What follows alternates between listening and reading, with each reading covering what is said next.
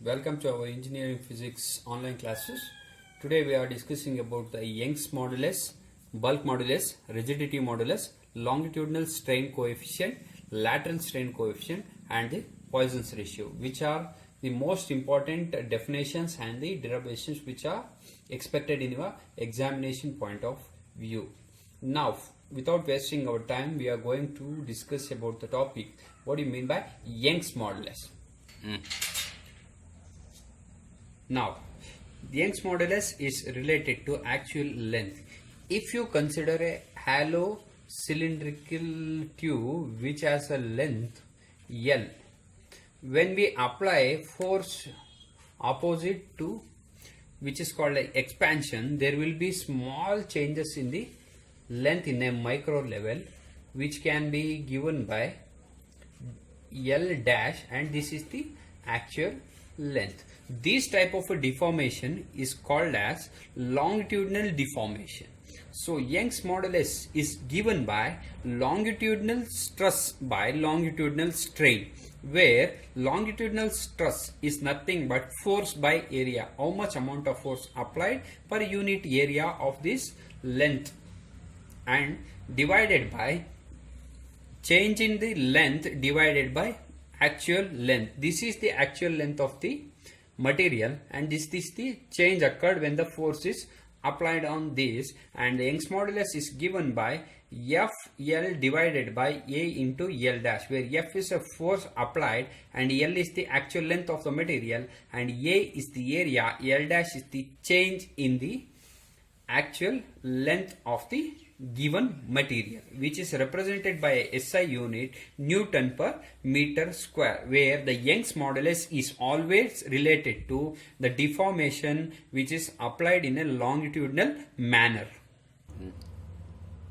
Now, going to the another type of a modulus which is called as bulk modulus, which is always related to there is a change in a volume. Volume change means it is always related to a fluids.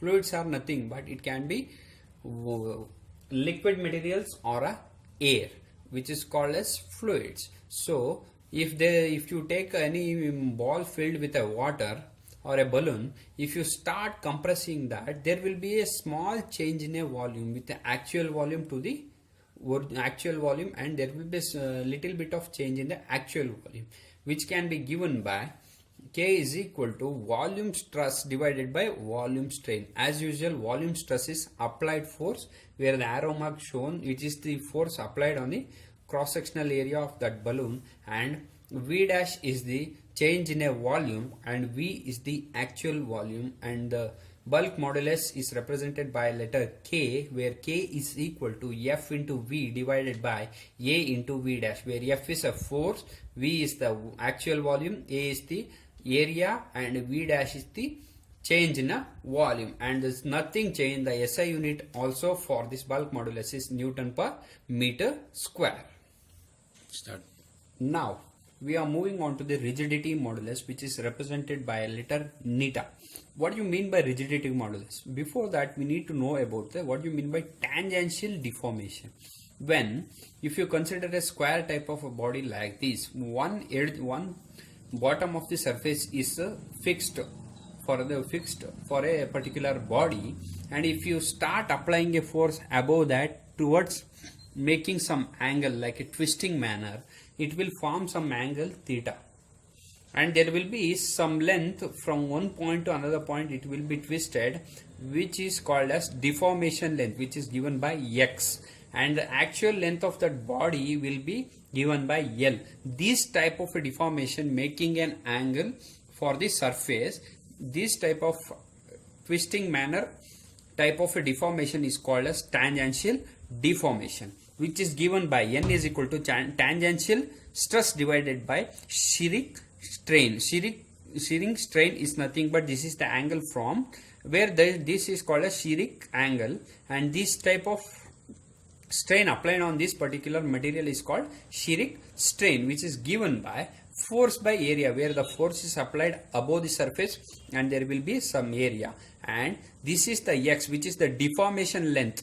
it will happen in a both side. If it is done in opposite manner, it will form left side, and it will get right side in a opposite direction if you apply a force. Applying a force is important here, and which is given by x by L. L is the length of that particular material, and x is the deformation length, which is given by N is equal to FL divided by A into x, and SI unit is given by Newton per meter square, as it is for all the type of modulus.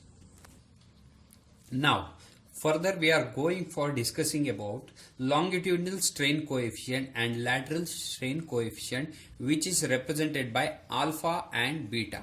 Before going to that topic, we need to know about the topic, what you mean by longitudinal strain, what you mean by lateral strain, how the lateral deformation takes place, how the longitudinal deformation takes place.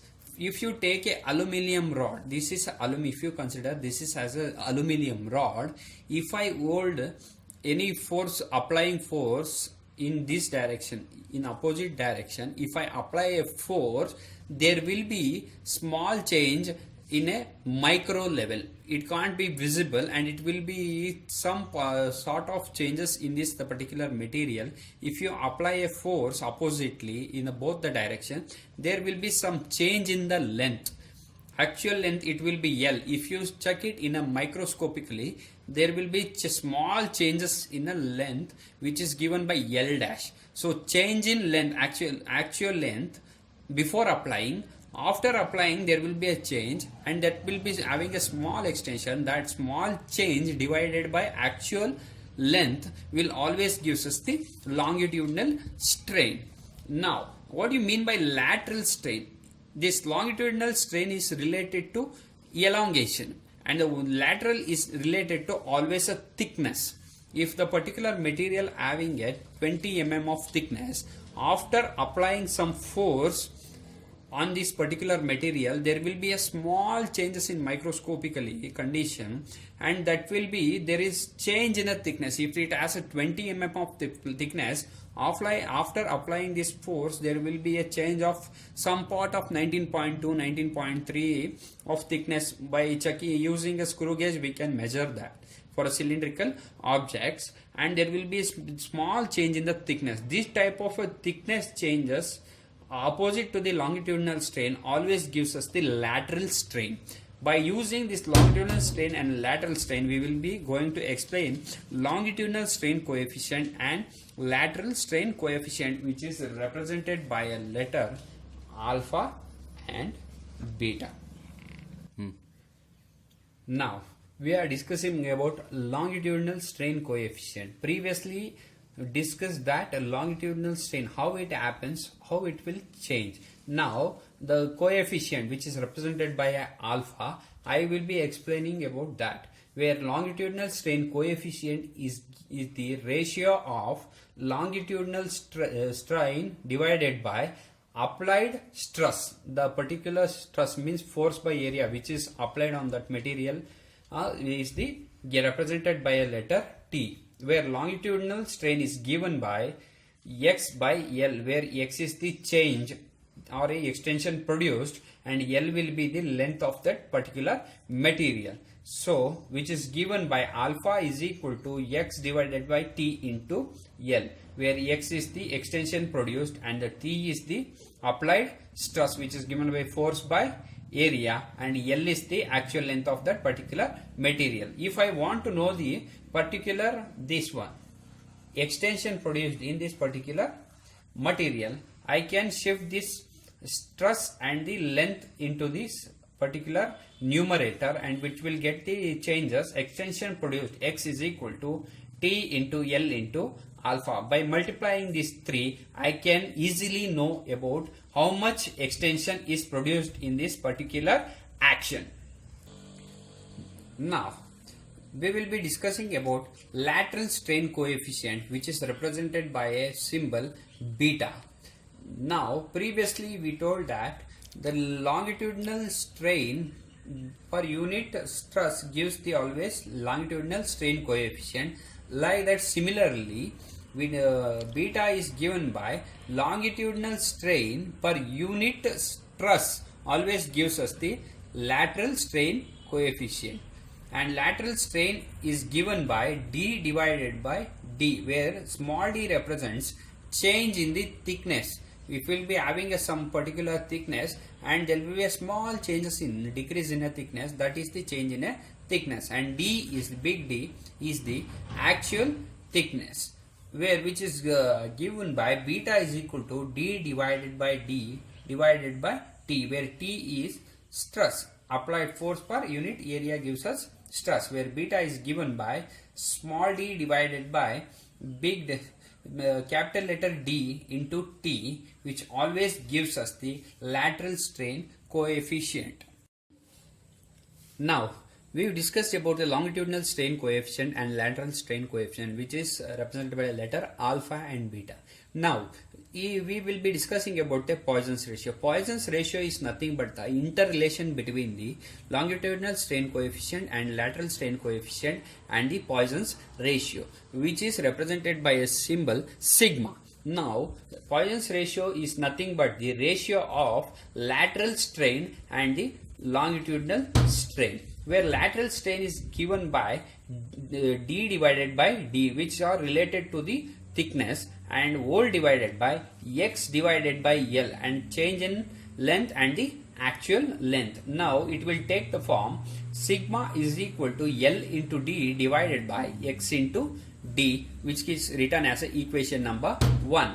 Now this is purely a dimensionless quantity because all things get cancelled and it won't have any SI units. Poisson's ratio is dimensionless. Now we will be considering a ratio of lateral strain coefficient and longitudinal strain coefficient, which is given by d divided by t into d whole divided by x divided by t into L, which will turn into final form beta divided by alpha is equal to L into d divided by x into d. By comparing this equation 1 and equation 2, I can write that the Poisson's ratio is always equal to the lateral strain coefficient divided by longitudinal strain coefficient, which is represented by sigma is equal to beta divided by alpha, which is nothing but the Poisson's ratio, which is useful in all the derivation and the calculation aspects.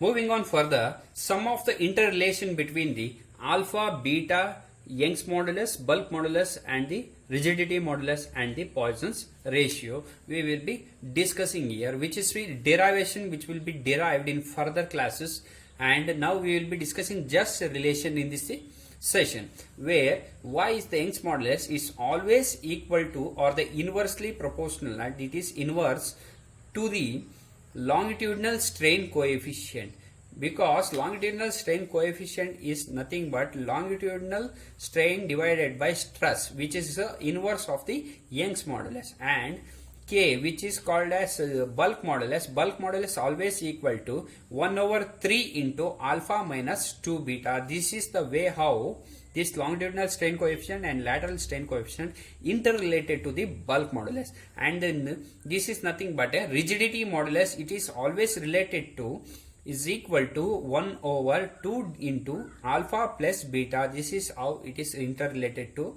alpha and beta with respect to rigidity modulus.